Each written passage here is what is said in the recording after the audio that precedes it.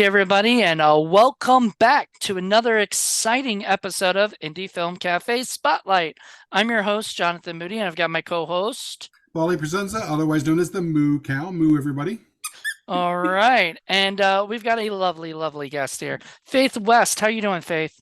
I'm great. Thank you so much for having me. It's my pleasure. It's our Yay. pleasure too. Like literally, we were really excited as Paul was explaining to you before we did a review of Maid Droid, and we loved it. We love those, everything that you guys have been making, those kind of, fun little movies, and we just thought, oh my God, this is great. So we Thank want you guys to keep doing stuff like that, which are just fun. And And Oh yeah. it's great to see new talent coming out. We review a lot of stuff, and every once in a while, someone comes along that, I'll see a performance and I'm like, wow, I'm dying to see what else this person's doing. And then I go into your Internet Movie Database. And I'm like, wait a second, she's only been in like a couple of things. She's Yes. brand spanking new. How did she do this great performance? Where did that Thank you. come from? Thank you so much. It was really, I mean, yeah, I've loved being in the indie film circuit as of late. It's been the dream my whole life, but to actually get to do it is unbelievable. Absolutely unbelievable. So thank you so much for having me. And especially your review really means a lot. Not a ton of people see the film right away. So any amount of press we can get is fantastic. Thank you so much. Sure. Definitely. So yeah, like how he was saying, like how did you like get a part of this production for Yeah, Maid yeah. Droid? It was an interesting process. I actually was not their first choice initially. They reached out and I auditioned and they said, "Great, we're going to call you back." They were fantastic. Rich Mallory was, I mean, heading everything. He's the director and writer. And it was awesome to meet him. We just did a small Zoom callback. I was, really, really brand spanking new then. And he said he liked everything I did, but schedules just weren't lining up. So they were going to do something else with someone else. And the schedule happened to line up so that I could be there. Mm, So it was really quite a lucky strike on my end, but I was very fortunate. nice, nice, nice. Well, what in your background sort of prepared you for this? I mean, have you taken acting classes or gone to school for acting, or did you just Yeah. do other things? Or please Yeah, tell I us about grew your up background. I'm so sorry. I grew up doing theater. I'm a theater kid at heart. I'm a singer. I'm a model, and I mean, this, like I've said before, is what I've always wanted to do. Finally getting to do it was astronomical. Truly, like a main source of energy for this whole year. But I mean, I got into film after I was actually in a near-death experience in Oh college. no. Yeah, I was in a small dorm fire. I put it out myself, but Oh, thank so goodness it's for my that. second gig. Yeah. Oh, Volunteer firefighter right there. Exactly. Yeah, I didn't plan it, but yeah, I got very lucky there and I said, time's short, we're only in these flesh prisons for so long, so let's make it count. yeah. Ah, Well, some y- of us have nicer flesh prisons than others. I can say well, that. I'm just gonna, I'm gonna say that because like I hear a lot of that. That story of somebody who says, you know what, I want to do this because, life's too short and I haven't been able to, fully do that. I'm gonna give this a try. What if it fails? What if it doesn't? It doesn't matter. I'm gonna still give it a try. And you did. And I Yeah. mean, you landed the lead role in the movie. Yes. That's awesome. Well, and Yeah. it was fantastic, truly, just because I don't think it initially started out as Mako being the lead, but Rich was a fantastic director on set, and he was like, "I really love your energy. I love what you're giving me. Let's shoot some extra scenes of you and actually give her some emotional background." And I was going to ask about that because, this role is a lot harder, I think, than most people would realize because you really have to sell it on many different levels at the same time. You have to convince somebody that you're this realistic android. You have to make sure that you convey enough menace for it to be considered really more of a horror story. But at the same time, and this is the thing that really got me, you gave that character so much empathy that I just, all I kept thinking was, my goodness, I hope the droid gets through okay. And, at the end with the guy, I'm like, dude, all you had to do was be nice to the maid droid and everything would have been fine, Just take her out once, one Right, date. She's not right. asking. Take her to Walmart. She'll never Uh, know. well, yeah, Yeah. and that was the thing I think that we discussed on the show, but on the podcast, but also what we thought about was like that the maid droid. I mean, yeah, all she wanted was some human, interaction. Mhm. She sort of wanted to feel human, and he was sort of treating her like. Like at first he was sort of treating her like a girlfriend, and then it became a sex bot, Yeah. and then after that he kind of was like he used her, which he's kind of claimed to be that like Awful. nice guy, would never do that. And Eh. I love that because you don't see that story a lot. You always see that when the nice guy is portrayed, it's always portrayed as he's the nice guy. Oh my God, how horrible all these things happen to him and all this stuff. But in reality, there are people who claim that they're the nice guy who are actually just using and abusing people, and maybe they don't realize it, but that's because I don't think he sort of realized he was doing that. He just wanted to get his girlfriend back, Totally. Totally. originally. And he want I mean, don't we all want connection? But she was really up against a wall there. I mean, Mako, he's her only source to the real world. Like he's the only interaction that she gets, and she wakes up in places she doesn't remember being. She meets new people all the time, but she never gets to stay and make a Right. connection. And that's the other thing is, your performance and the script both really underline the fact that this is a being similar to us, but not quite the same, but has gone through very similar situations, has trauma, and that trauma is haunting that person and informing that person to maybe do or think about things that they otherwise would not have done so, and it informs how they approach things and certain things. And I just thought that you captured that so well. And wow, I was just Thank you. I Thank know I you. just sat there and I applauded. It was marvelous, absolutely marvelous. No, I was very fortunate to get to portray Mako as empathetically as I did. And Rich really gave me free reign there. He was like, this bot can do everything. She's got all of her fluids, so she can cry. She's got all these different points of emotion for you to really tap into. So do what you will. And he was a great director to have on set. He really gave me the control that I needed to make Mako relatable. I That's think a great. lot of young women go through similar patterns of, not understanding where they're coming from, knowing these things are living inside them, but not really being able to weed them out. That trauma is very real. Hmm. Yeah, and I love I love like the scenes with the with Mako having the dreams and stuff, and she doesn't know what's going on because, well, she's a android, and we were actually talking about it before. Blade Runner. I don't know if you ever watched Blade Hmm. Runner or not, but Blade Runner is like the actual title for it is "Do Androids Dream of Electric Sheep?" And like I've always thought about that as like, if androids dreamt, what would they dream about? And yours was like the past trauma that you had, that with the last owner that you had. Now, I wasn't completely like, you know, understanding, so I'm sure but like when in the beginning of the movie when you're disposing the body, was that the first guy that you were having like the flashbacks of? Yes, and that was my understanding of it as well. It was, I mean, Mako really does some damage. She might not know her own strength, but she can definitely she doesn't start things, but she definitely finishes them. So he was the first kill count for her. Of course we don't know that until later, but yeah, she can do some damage. Hmm.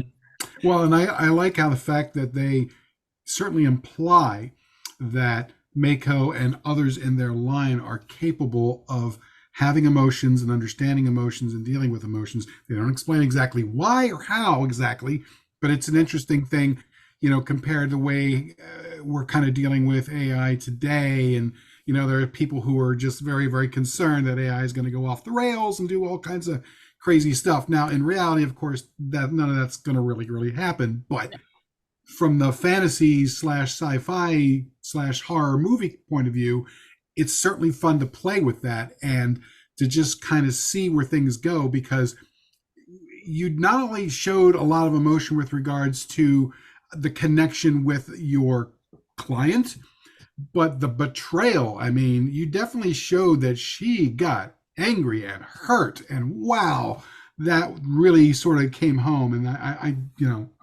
really enjoyed that. Thank you. No, I mean, she and Harrison was so kind at first, and I think she really found a safe spot with him. But at the same time, I mean, that love can turn into anger very quickly when you wrong an all-knowing AI bot who has unknowable strength. Well, I don't understand. Okay, so you have this I guess okay, well, I'm gonna say this and then I might actually know the answer, but like you have this like android who looks human. Like to most people they would think you were human, you know. I think of stuff like, you ever seen the show Small Wonder, where the girl's like looks like she's human, but she talks like she's a robot and everything. And so, you kind of bring her out into the real world. People will go, "Oh, that's your new girlfriend. Oh, that's kind of cool," whatever. But I think he might also be he was probably afraid that people would realize he was dating a robot, and Yeah. it's sort of like it's almost like, I don't know. The ultimate Roomba. I know, like that's ultimate, but it's sort of like, would that be I don't know.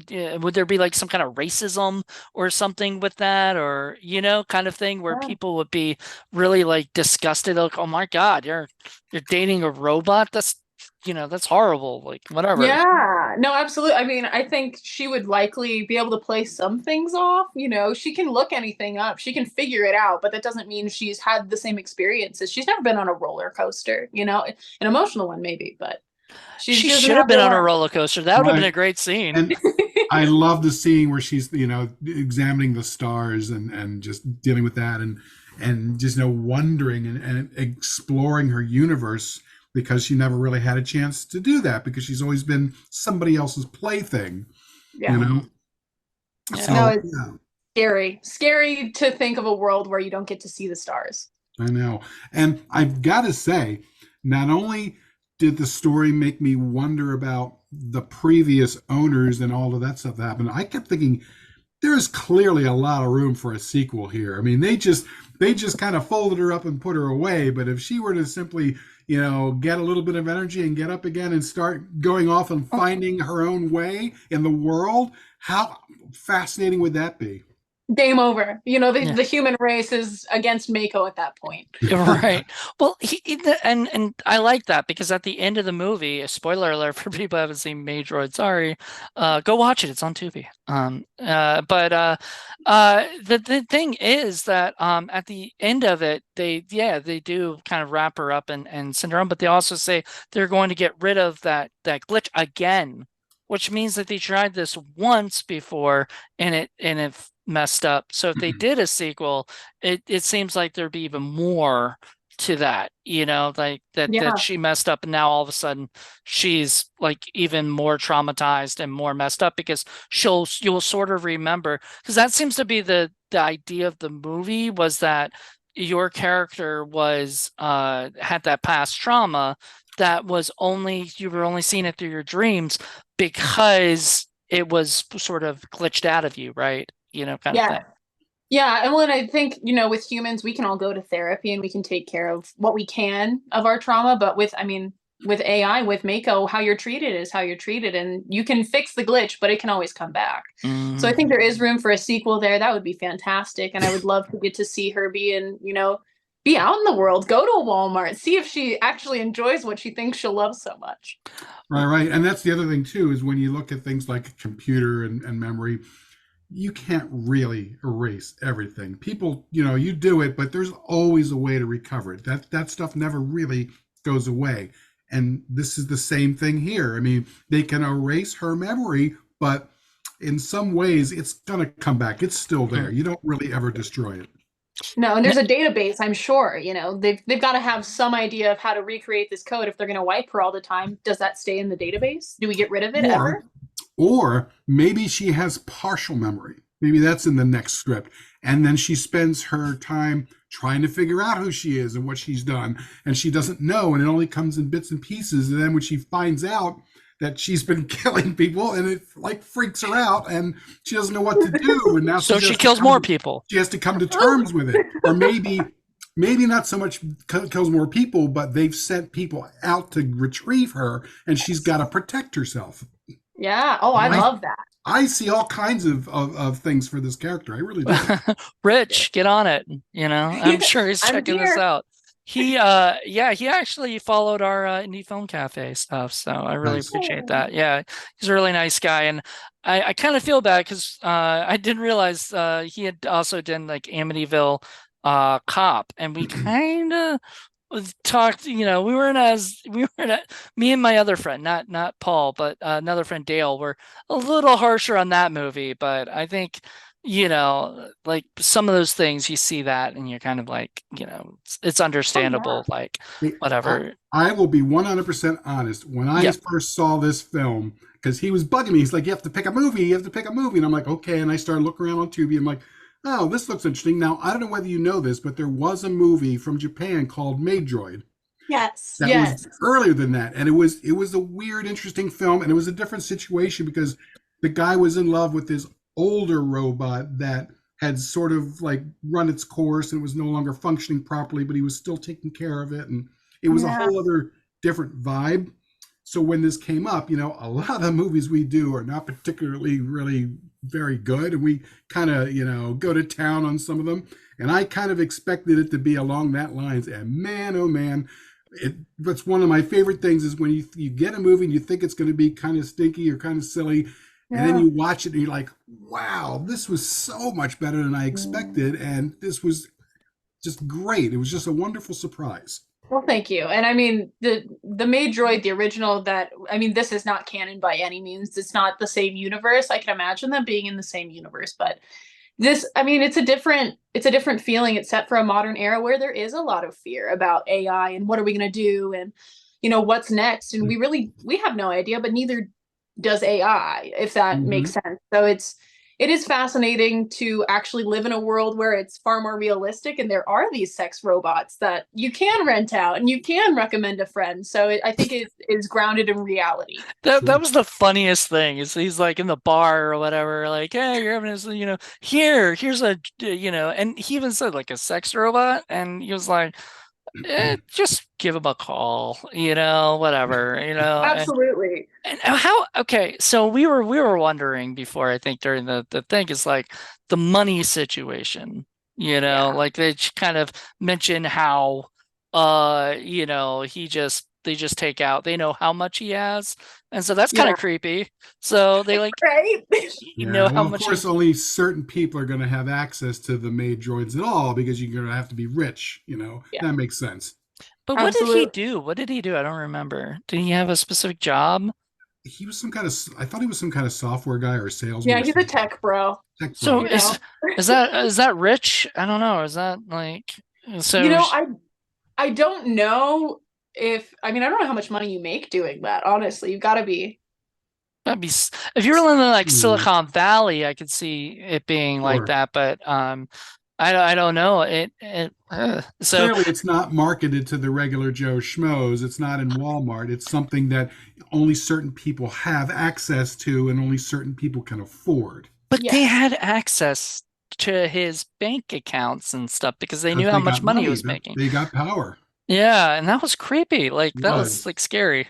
That's a super invasive part. You think you're getting a great little deal having a fake girlfriend here when really they're like going through your bank statements, brother. Yeah, well, it could have been like the government, kind of thing or something, or whatever. I don't know what it was. I mean, it's never really fully said, like one of those games that you download, the Maid Droid is kind of like that, where it's something that you enjoy and play with, but at the same time, it's going in and getting all of your peripheral information that you don't really want. Your what is it? They ask you for all your cookies and stuff. Right. And Paul doesn't want his cookies taken. Cookies. They're my cookies. Thank you. Oh my God. So Faith, I noticed the next one that you were in, which I've not seen, Aimee the Visitor, Yeah. But from what I gather, the character's not that dissimilar. That it's also another android. So there is an android in Aimee the Visitor. It's not me this time. I'm actually going Okay. against her, which is there's quite a bit of back and forth once we get going in the film. You know, you'll have to check it out. It's also another film that I would definitely recommend, especially if you're into the sci-fi horror thrillers. But it's a little bit more about like a couple of hackers who happen upon an NSA device and they don't know what they're getting into until all of a sudden things go awry. So it is similar. I got the privilege to play a human this time. You know, upgrading me, I have a little more agency, but Hey, yeah. upgrading you. That's good. Good name right there. I like that because then I like in my head I'm saying Mako versus your character, Yes. in a way, Well, and I was going to ask, I'm like, if it turned out that it was another android, I'm like, are you getting a little worried about being typecast? But You know, there was actually some nerves with that. I have gotten quite a few scripts since involving AI characters, involving Android characters, where, you know, it's interesting, but getting to play opposite them as well is super important to me. I really just want to be a part of every film that I can be a part of, so I'm auditioning nonstop, but it's interesting that we're in this sphere right now where we are so focused on the internet and where we're going with it, where we're going with um, technology. yeah, that's what the whole thing is about for the writer's strike and the are you a SAG member? I am not yet. Okay. So yeah, I actually would not be able to do this interview until a few days later since they're finally in talks again. But I'm not non-union as of now. I can still have the privilege to talk to you guys. Yeah, I wonder if some of them do the interviews and then they put them out like after the strike is, over or whatever, because that makes sense. But like, yeah, you're not supposed to talk about it if you are SAG. So you're thinking about going SAG? I would love to go SAG, but I'm not in any rush. You know, whenever is my time is my time. So I'm just happy to be in the indie film circuit right now. I mean, like I said, this is the dream. You know, can it get better than this? Let's see. So you said that you've done some modeling in the past as well.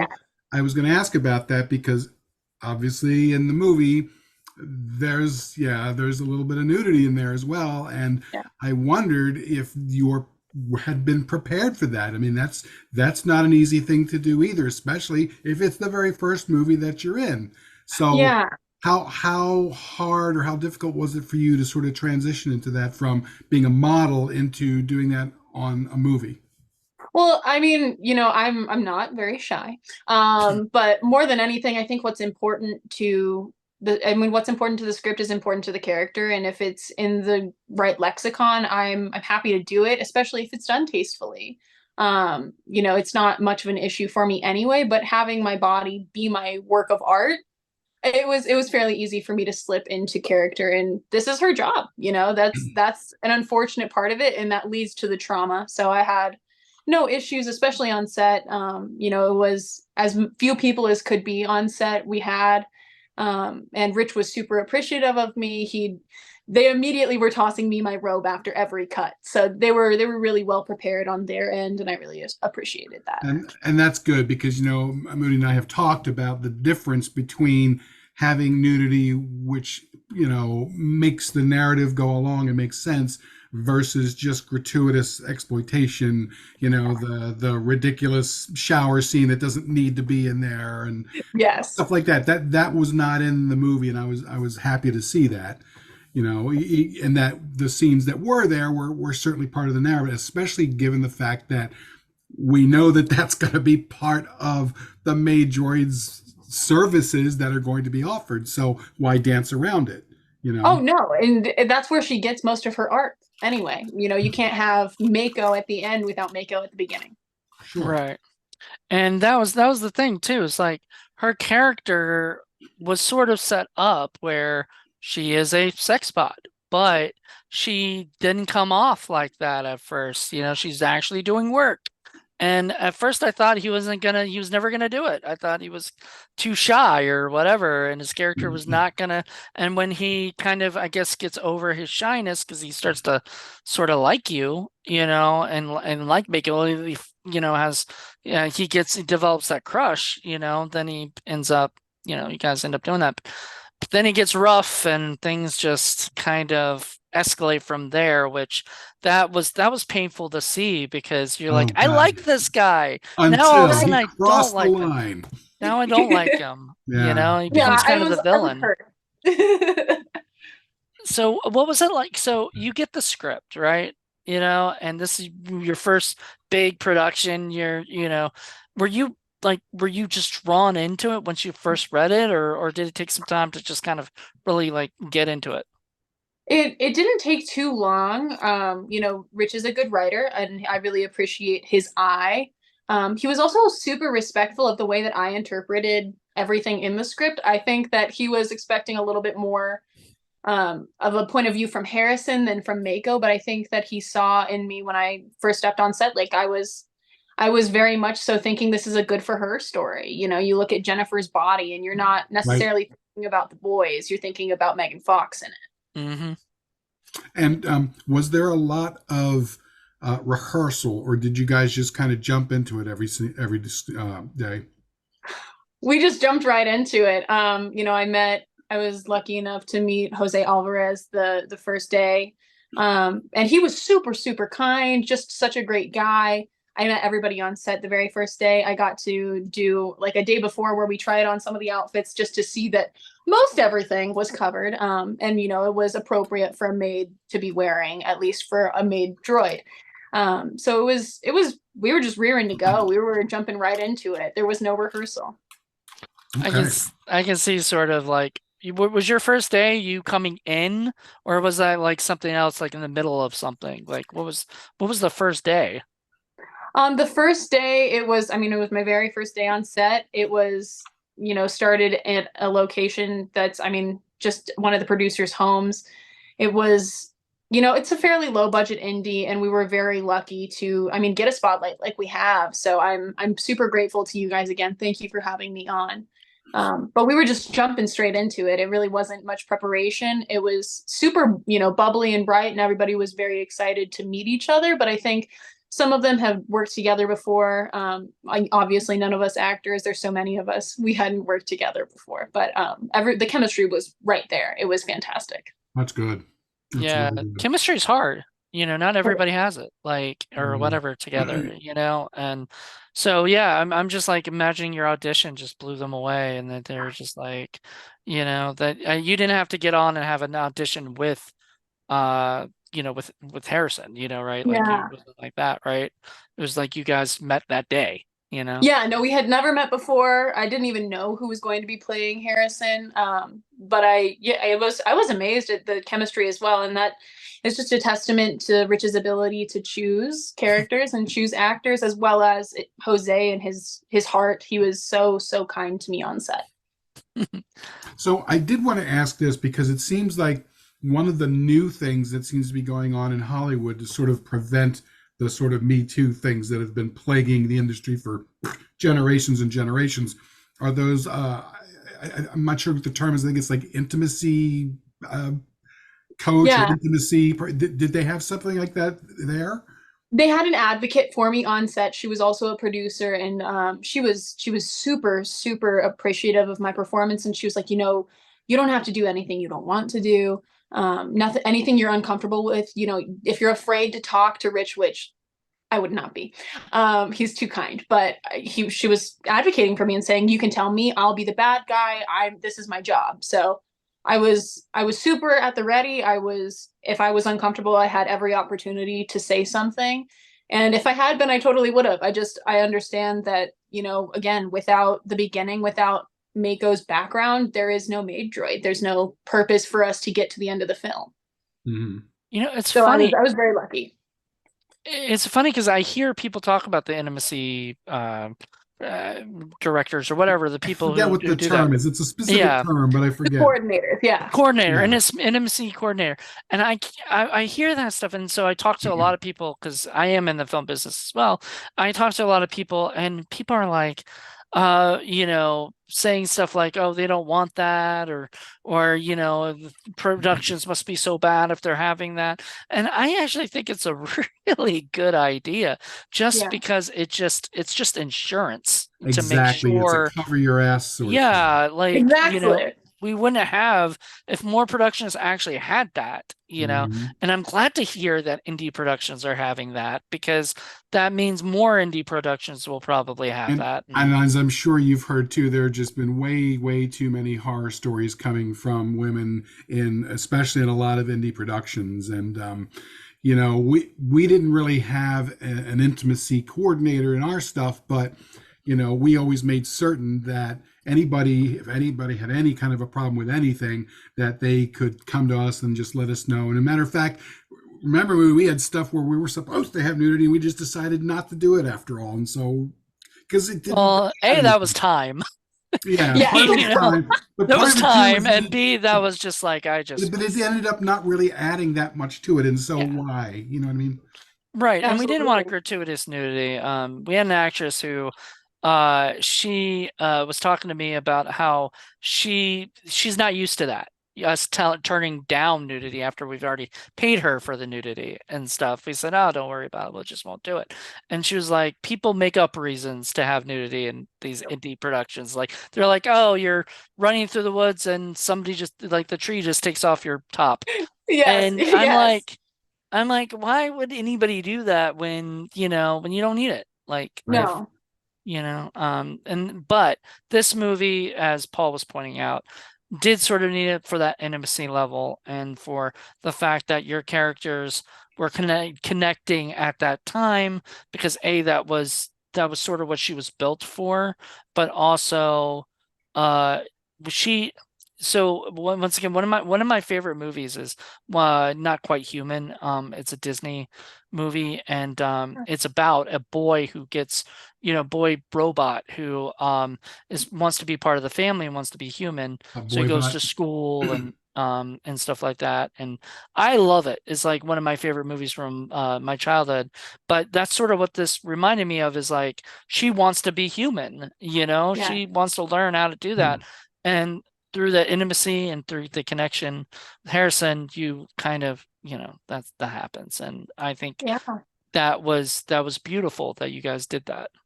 And Thank you. it's interesting because robots are kind of in a weird place right now.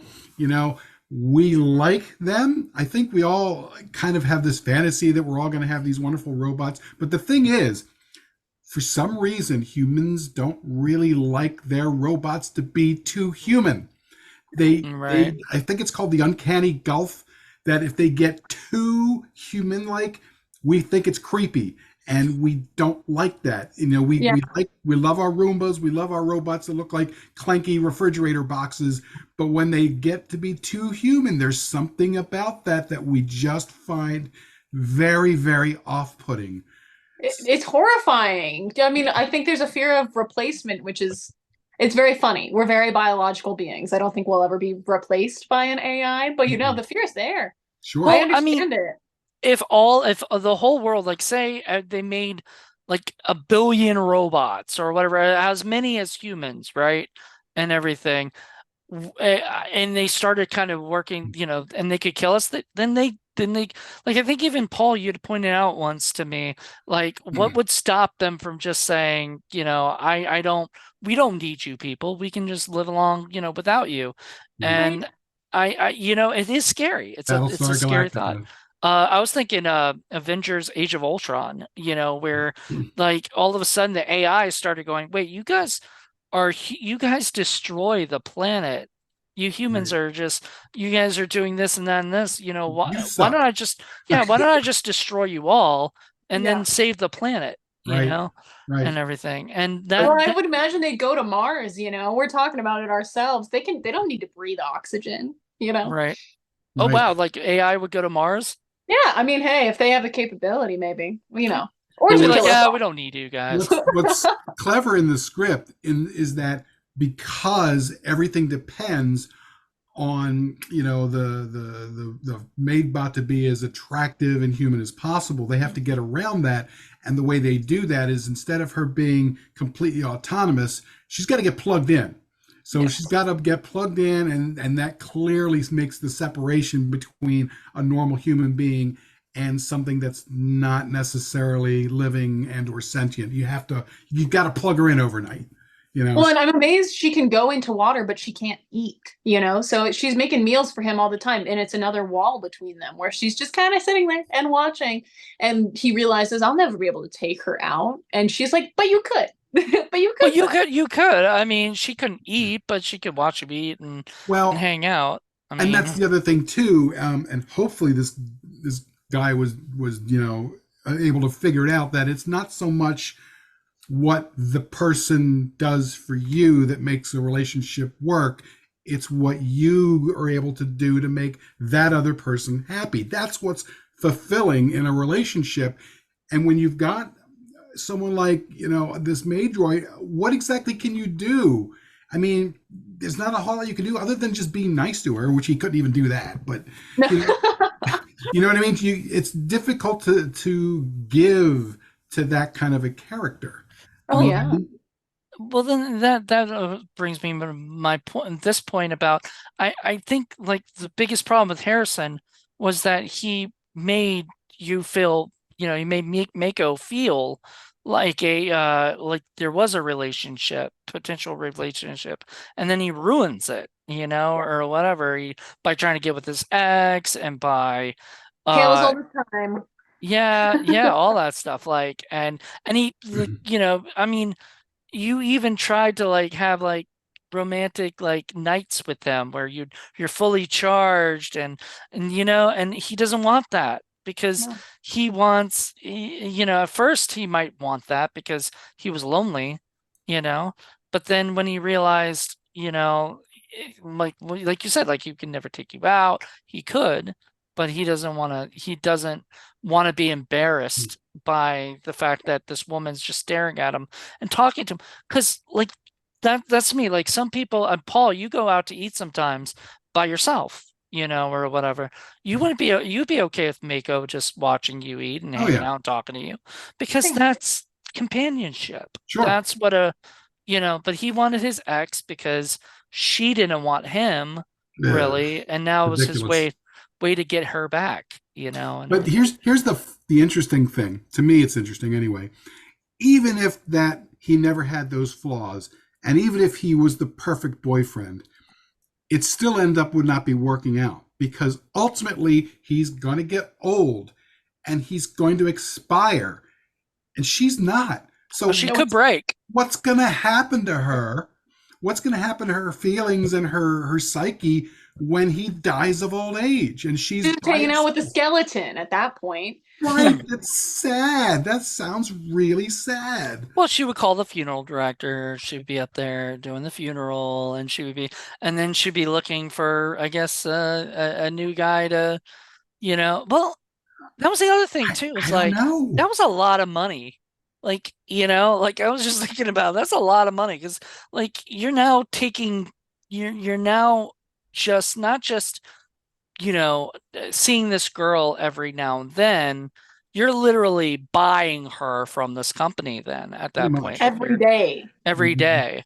And so that's a lot of money. Like, I don't know how he could ever afford. After a while, the company would have to be like, "I'm sorry, I'm gonna have to take Well, Mako back." he'd have to buy to own rather than Right. rent at that point if he Yeah. really really wanted to commit. And And I then don't think that company he would have really done better be that. serious. He better Right. be serious about Mako at that point, because otherwise she doesn't have other options. Put a Right. freaking ring on her, you know. Yeah. But yeah, it's so funny because, like, like, if you think about it, like, the company right there, came in at the end. They cleaned up everything, made everything look like an accident. I guess somehow or another. The only thing I can think of is, though, the friend did recommend and the friend did ask about it. So did the friend get killed?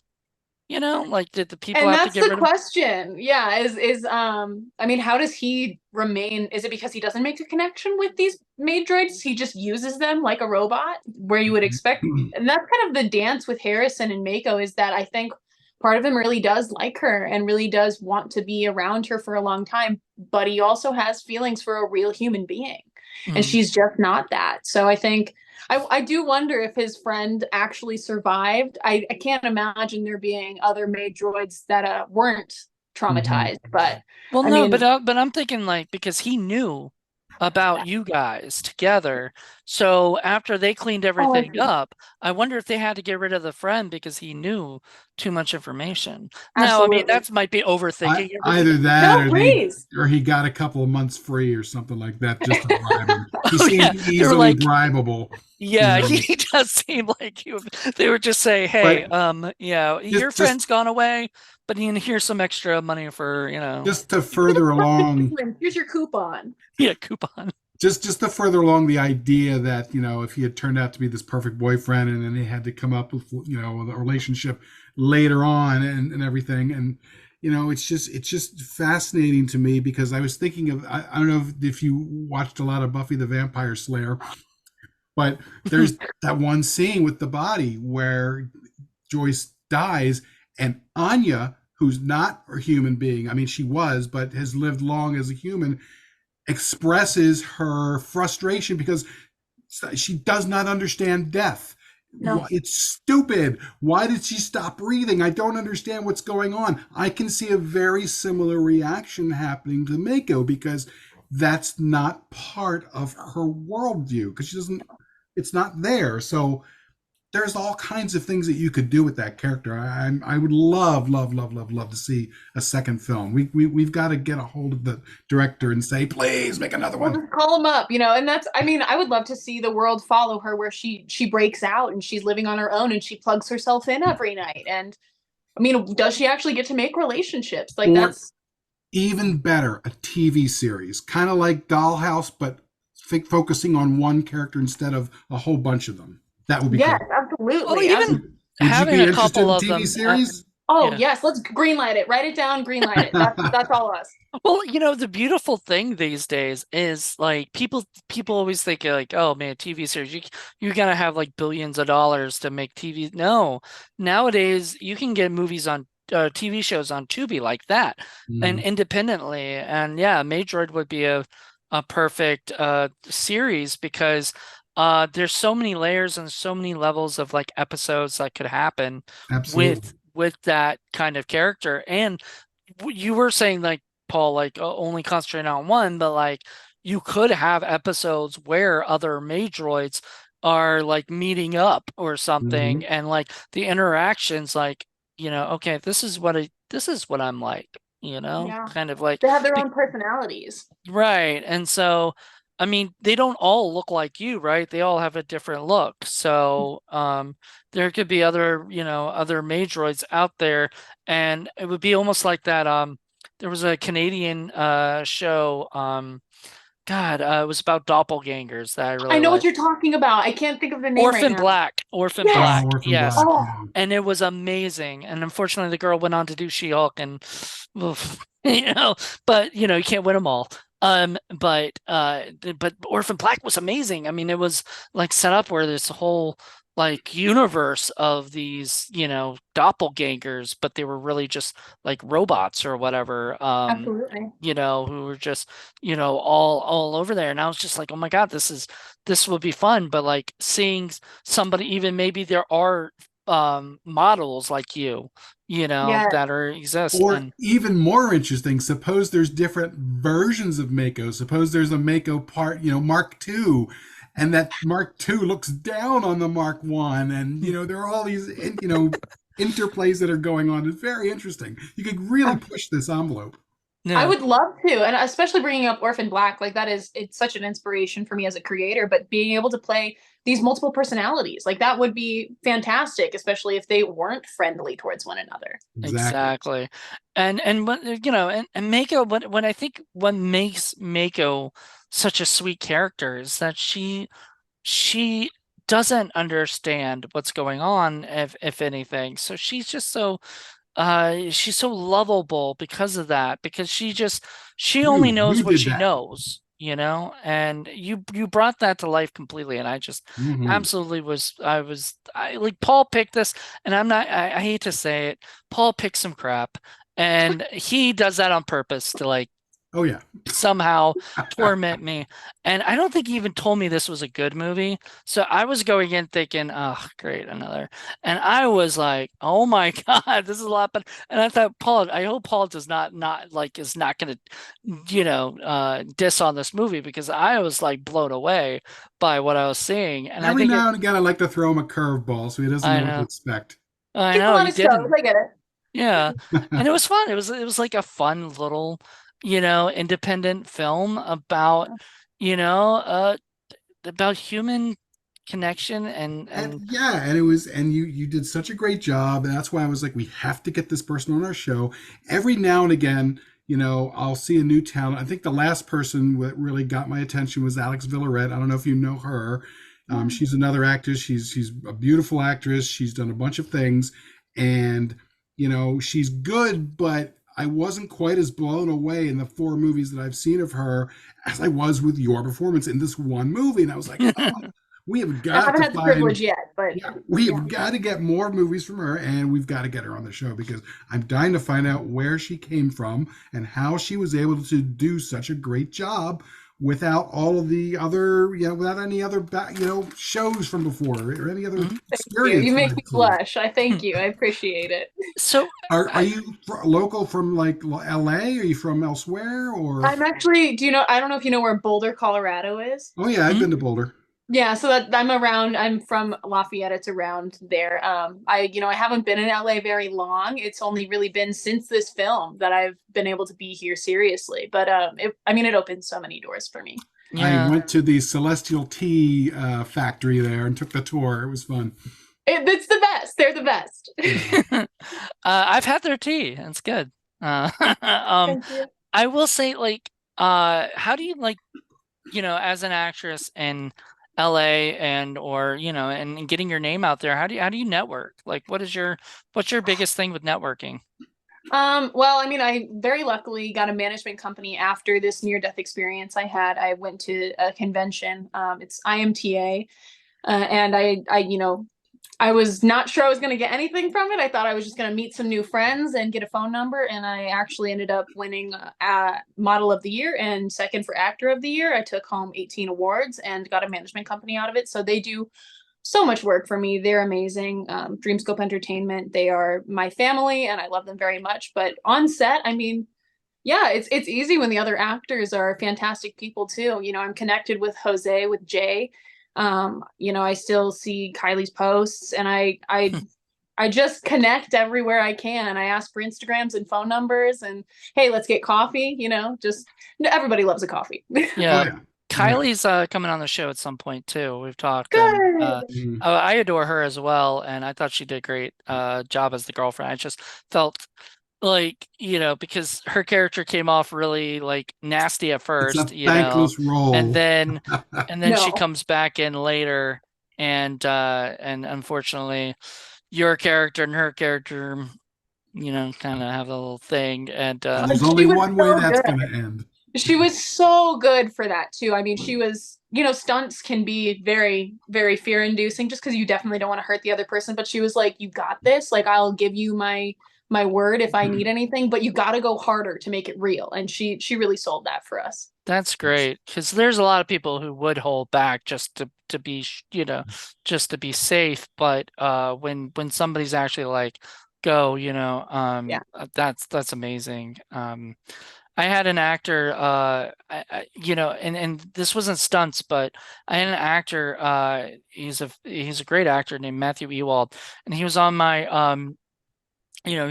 set for one of my shorts, and he was because he had a romantic relationship, with this character, these two characters. So he went to the actress and he pulled her aside and he started talking to her about, I'm gonna put my hand like right here at this point. Will this make you feel comfortable?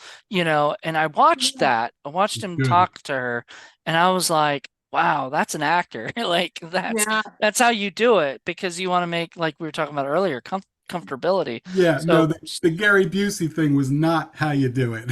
No, no. You want to be really, well, and I think, comfortability beget, I mean, chemistry. Like it really does create that relationship. So, our characters didn't get along, but Kylie and I definitely got along. So that was helpful. have you met Gary Busey at all? I have not actually. You haven't, well, you haven't had the pleasure of working with him yet. Maybe one Yes. day. Yes. Well, there's a funny but uncomfortable story with regards to another actress and him that, kind of is the opposite of that. That's the way you don't want to do it. Yeah, where you don't want to make your actor feel comfortable, and they still did a great job in the movie, but like when the actress is sort of scared of you, that Yeah. and I guess if you're a villain, that's okay, but like you still don't want your character to whatever, but so what's next for you? What are you up to now? I have a few irons in the fire. I actually just booked a day in LA Fashion Week, so that's very exciting. I have a couple different films I'll be doing in the near future. So I'm pretty much booked out through the year, but if anything comes your way, you know who to call. So, Okay. yeah, I've been super, super privileged and super lucky to get to do as much as I have this year. It really is my first year with my feet on the ground and not just being in acting school and not just waiting for something to hit. But you'll have to wait out and see. I've got quite a few projects coming up I don't soon. know that it's just luck. If we are picking up a lot of what you can clearly offer, I think other people are also seeing it too. Yeah. People are not blind. They can see talent and they can see beauty and they can see things that you offer. Okay, so not just luck. Well, Thank you. and yeah, you made me like interested because like you said that people, started sending you robot movies, to Yeah. do and everything. So obviously Maid Droid being on like Tubi sort of had helped kind of launch more stuff and everything for you. And that's amazing. Hmm. Absolutely. I mean, I've just been adding to my character lexicon. So as many people I can put in my character Bible, I'm here for. I want to play everything authentically, and if I can do that for an android, I feel like I can do that for a human being. So, Faith, if I could ask you this question, now that you are working on your sort of persona Bible and everything, and you're sort of geared towards acting, are there other things that you have any interest in pursuing either later or concurrently? Or, I don't know if you're interested in maybe directing or writing or producing or Ah, doing other things, singing. absolutely. I exactly. Yes, I actually have a song out. I'm also a Really? singer that's yeah, it's called Feeling Good, kind of an Oh, homage to Nina Simone, but it I was put love out Nina within a year. Simone. Love Nina Simone so much. Yeah. But I would love to write. I've got quite a few ideas, I've started a couple different background stories, things that I've experienced in my life. Didn't grow up with a ton of money, so getting to really flesh, I mean, almost like a shameless character. So Hmm. that would be really great. I would love to direct at some point, but right now I really am just trying to continue on in acting. I have plans to be an A-lister, so watch out. You're Absolutely. well on your way. Thank you. Absolutely. So Thank yeah, And that here's another question. If you had the chance to play any single character that you'd ever wanted, like a favorite character from a favorite book or movie or scene or something, what would you pick and why? Okay. So I have quite a few. Part of the reason that I got sent this initial Maid Droid script was because I have a fascination with Mr. Robot. I Okay. love getting to play in the world of mental differences and different perspectives on the world, depending on who you are, obviously. And Mr. Robot offers quite a bit of that. I would truly, this is not the same camp, but I would love to play something like a Rachel on Friends. I would love to play something like out of it's a smaller book. It's a young adult novel. It's called A Corner of the Universe. And I would love, love, love to get to play the teenage daughter in that just because she's our point of view as well as it goes into some mental health issues. And I do prefer a script where there's a bit of darkness, you know, life isn't all rainbows and kisses and butterflies. Shocker, I know. But getting to do something that has a little bit more flesh to each character really sings to me. It really speaks to me. That that's great. I love because there's a lot of stuff right now going on about mental health, and Yeah. I, my biggest problem with that is like there's so many different sources of information, and some of it's contradictory, so you got to find the right stuff and the things that really like connect with you. But that would be fantastic. I would love to see something a little bit, even more dramatic, because I even think Yeah. Mako was very dramatic and the portrayal and everything, which is great because not Yeah. everybody can do that without it coming off a little cheesy or silly, And I was going to ask if you preferred horror, or if you wanted to try other things, maybe try a little comedy, a little romantic comedy, a little different things, or if you just really enjoyed horror or fantasy. I love horror very much. I love a good psychological thriller, you know, going on the mental health theme. But I would love to do comedy. I would love to do rom-coms, you know, in like the film Just Go With It with Jennifer Aniston and Adam Sandler. Like there's so much to do with family dynamics. There's so much to do with relationship dynamics. I don't want to leave a rock unturned. So anything and everything under the sun. But truly, you know, I've been a very kind comparison. I've been compared to Jennifer Garner before. And so getting to Mhm. do anything that's similar, you know, a little bit quirky, a little bit fun, a little bit funny, I, that I would just definitely be. I just watched 13 going on 30, like Stop. for the first time, and Oh, not something Paul would be into or anything, I no. don't think. But Bowie. I love I loved her. I love Mark Ruffalo and that. I just thought it was just a cute little comedy, and I was glad I don't know what I think maybe because I don't know, like when it came out, I was probably like, oh, that looks like a chick flick and not something Yeah. I'd be into. But growing up now, I'm just like I'm watching as many movies as I can, just to, especially ones I haven't seen. And that was something I was like, oh well, I haven't checked that one out. And I was like, Jennifer Gardner is so funny, and I've only known her as like not as funny like roles. Alias. Yeah. Yeah, Yeah. Alias, Yeah. things like that. So I think she was great, and I think you would kill to be like her sister in something or whatever. I could see that. Um, but So here's another question. Just with regards to your approach to characters, would you say that you are kind of more of a method kind of actors, or is it something more along the lines of it pretty much begins and ends on the scene, and that's it. You don't bring it home with you, and it doesn't inform the rest of your day. It definitely can have an effect on me. You know, there were some more intense scenes that we shot, and Rich was fantastic at checking in with me and, you know, are you okay? Do you need anything? What can I get you? Do you need a minute away?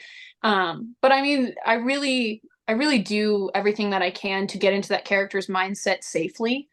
So I would consider myself a little bit more method. But in situations, you know, certain things call for a grounded reality. Certain things call for a reality of the character. So it can really just depend on what we're shooting. You know, I've made dinner before, so I don't have to put on this whole persona to make dinner. But you know, to be in the closet and coming out and a little bit scary, I definitely need to be in a mindset where I am Mako. So I tend to lean towards method. so how do you do that? Like people, I don't think anybody's ever explained to me like, and I don't even know if there is an explanation for it, like if there's a way to describe it, but like how do you like as an actor? Because I mean, I played roles, Paul's played roles before or whatever, and we're sort of like when we're there in the moment, we're Yeah. that person, we're that walking around. But once the scene's done, we like walk off, right? Right. And everything. Unlike, say, Daniel Day Lewis, who in Gangs in New York, he was Bill the Butcher the entire time he was there, from the very first moment, all the way through all the breaks, Or whether it was rolling or not, all the way to the very end. or Jim Carrey Absolutely. as Andy Kaufman in Man on the Moon, to the point where he was bothered. They made a whole documentary about how he was bothering everybody because he would not allow them to call him Jim. He wouldn't, all that stuff. You were Respond. like that. No, I think there's a level of it that is, doable, especially on an indie set where they're like, okay, they're barely remembering your name the first day anyway. So if you're getting called either name, whether it's your character name or your, human birth legal name, you're lucky to get called either. So just respond. But I think when you're an indie actor, it is a little bit different than being like a recognizable name star. So I definitely have an ability to set down the character to a degree while I'm interacting with somebody like a producer, a director. But when I'm on, I'm on. Like that's the difference is just where is that mindset? Where are you? Where is she? How can I converge? And I'm very, very lucky to have had such an experienced life, having quite a few of these darker moments, but it makes it easier for me to pull from those moments Okay. and make it real. And here's another interesting question. I know there are certain actors who they are very, very married to the script and they do not like going off script at all. Yeah. And I know there are some actors who are very improvisational and that they prefer improvisation. And I know that there are some who kind of go back and forth. How Yeah. do you sort of see yourself? I'm kind of a fly by the seat of my pants person anyway. So I really do love, I mean, I love getting to improv in any right. One of my favorite things to do in general is, be with my friends, be with my significant other and just people watch and create stories for this person. I don't know them, I don't know their life, but if I can do that for somebody I see on the street, I definitely can do it from my own experience. So building off of a real world is far easier for me than just sticking to a script all the time. Not that I can't do it, but I think it brings life to be able to improv if you can trust your actors. Yeah. Do you like do you sit at a park and do that? Like do you just sit there and like watch these people go by and then start trying to That's think funny. of ideas for them of who they are and what they've done or Yeah. Very creative. I think it's just kind of I don't want to play anything too harsh on anybody, but where you see somebody walking out around the mall and I'm like, that's Samantha. She just saw her boyfriend. She's having real problems with him today. Like this, it's just little tiny things, I bet your nothing big. significant other loves that, when Yes, you I, kind of very I much. like I like how you can turn on different voices for all the people too. That's Thank you. cool. I Yeah. mean, from my very limited point of view, I prefer improv myself, but that's largely because I am not very good at memorizing lines. It's one of my massive weaknesses, and as Moody will tell you, I'm generally concerned with learning my lines and memorizing them than I am getting in and out of character. I just, because I want to make sure that I do what needs to be done. So, when you're presented with a script that has a lot of lines, do you have any tricks that help you with memorizing lines? How Yeah. do you do that? I mean, and it's a little bit of a ritual for me, but they say that blue ink will help you memorize things more quickly, more easily. That's what Ooh, they I always didn't know told me that. in school. So I'll take a blue highlighter and highlight my lines in. And I mean, Mm. I just repeat to myself everything that I possibly need to memorize, especially like I'll review the scene before I'm doing the scene, but I just read through and memorize as much as I can. And there's a saying where yeah, I think it's you trust yourself enough or be brave enough to learn the lines and trust yourself enough to forget them so that you can be present in the moment. And it's kind of a combination of reality and I mean a forgotten fiction. It feels like a truth. So I think leaning into, as much as I can in my old study habits, being the student I was definitely helped. But I love reading and writing, and I think that helps me a lot. Outstanding. That's great. I love that. And I did not know about the blue ink and the blue Yeah, I didn't know that highlighter thing. either. That's really cool. Now I'm gonna start doing that whenever I Exactly. act. See, this is the stuff we like to hear because Hmm. we can put it as clips so people know how to do that, on Use your blue TikTok ink, and people. what? Use it. Yes. The blowing people. So how's your because I found you on Instagram, which people I guess if you'd like to like pimp out your Instagram, feel free. Yeah. Follow me at Faith M West R. So that's my username right now.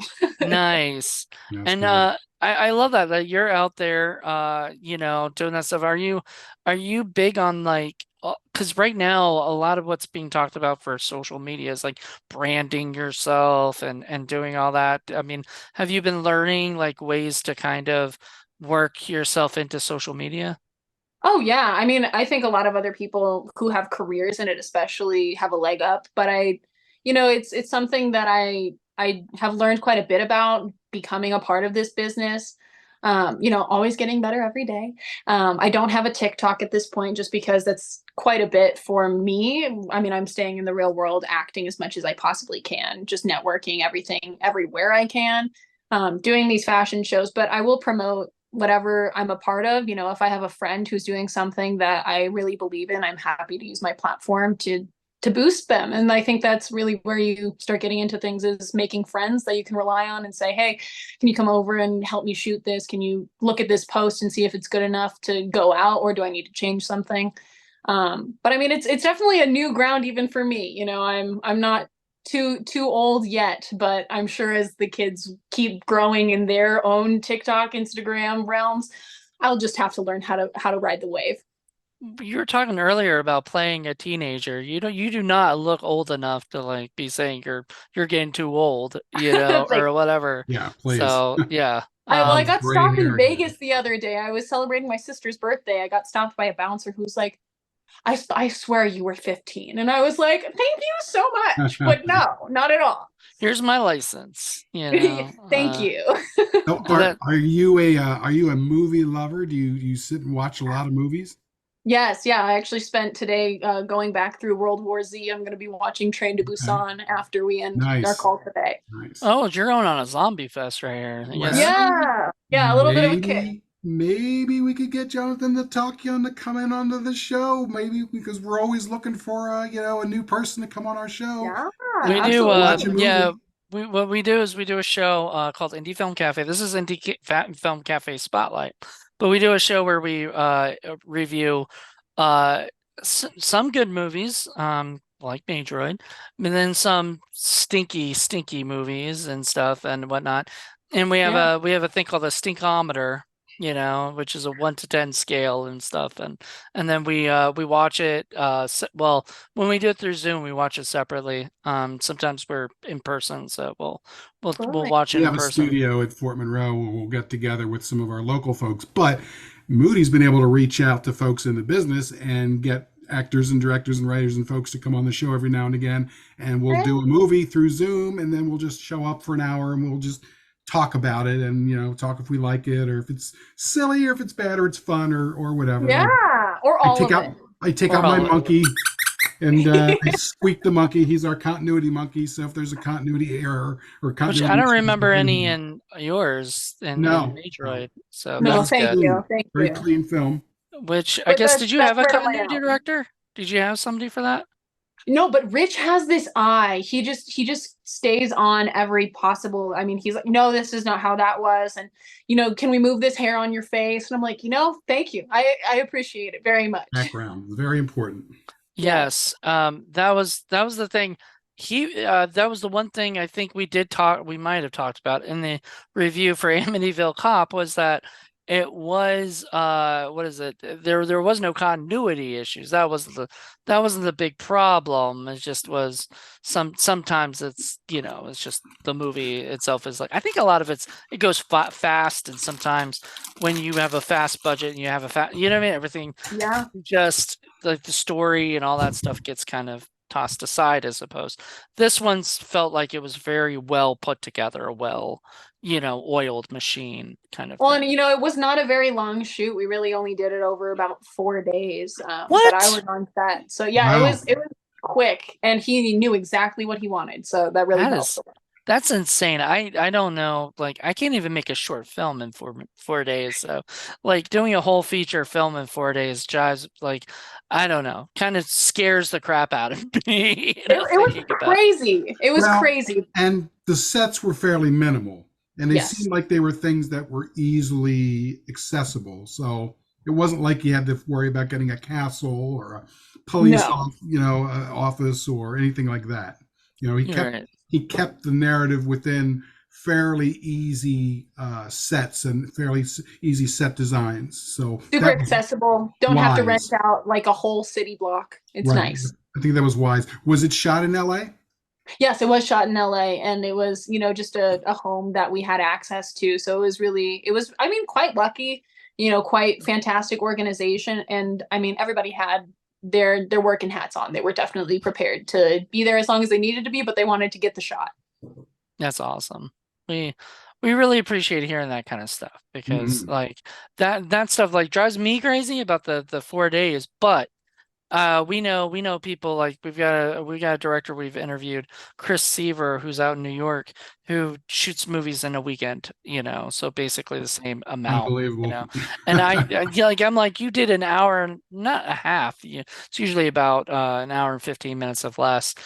movie, but still, like you've finished a movie and like, or whatever. When we're working on our shorts and it's taking us forever, like I to No, like get it's definitely a labor of love. I like 3 or 4 days of rehearsal. Yes. Yeah. no. I would not because I would just be like, why don't we just film it? Because I'd be Like, like, I'd be impatient. I'd be like, let's just get this Yeah, done. that was the shot, and we missed it. It's the Kubrickian side of me. I have to admit. Sorry. So, real quick, who are the people like who inspired you as a actors? Oh, so many people. I remember, I mean, the first time I ever watched Jennifer Lawrence in a performance, I was like, yeah, that's it. I mean, I originally, this is gonna age me. Not, whatever. I love Miley Cyrus very much. I got to see her on Hannah Montana as a kid, so that was, I really wanted to live that life, and folks like Emma Stone and Penn Badgley, just really, really big pop culture icons, but they have this ability to make something real, and they're still down to earth enough that I can connect with it. I love the show You. So Penn, that's Love awesome. you. Yeah, it's so great. It's such a like. Have you seen that, Paul? You? No, Oh my God, it's so fun. I'm old, It kind of so reminds me a little of Dexter, but Yes. Dexter Oh I've my seen. gosh. I love Dexter very much. Dexter I've seen. Dexter's right. so good. Yeah. There are gripes I have with it with certain people not making it to the end, but that's a whole other podcast Julia episode. Benz, thank you. Yes, Yeah. thank you. I thought, all of them were great and we talked about Buffy, so I'm sure you're a Buffy fan, it seemed like, Yes. and I could see you, and it's funny that your name is Faith, but I could see you playing like Faith, in something or Be a whatever, great Slayer. Just saying. character. Yeah. Thank you. No, she was fantastic, and I mean, that's Buffy is such a cultural icon, especially as a queer person. Like it's my North Pole. It's my North Star. But I mean, like Victoria Peretti, also she's at Love and You. She also was a part Mm. of The Haunting of Hill House. She We is love, yeah. fantastic. Oh my God. I mean, just such a moving, emotional performance. So there are so many shows. Yes, I am a bit of a film buff. Outstanding. Well, we would love to have you on the show. And even if it's not IFC, we also do, Forgotten Horror Classics. We do Criterion Watch. We do Film Freaks. We do a whole Yeah. bunch of different shows. Show. So So we would we'd love love to to have have you you as on a guest anything. on something, Yeah. Absolutely. whatever it could be. But we'll talk more about it later. I really appreciate you coming on the show and chatting with us. And everybody else, go check out Maid Droid if you haven't seen it. Like Please. Please. we can't say, we kind of spoiled a lot of it. So if you haven't seen it, Oh, you got to see it. but Just you got to see just it to to watch believe it. Faith alone, it's worth it. Trust me. I Thank you. know. Thank you. So check that out. And everybody else, join us next month for a brand new episode. Until then, everybody, bye. Bye. Thank you so much. Bye.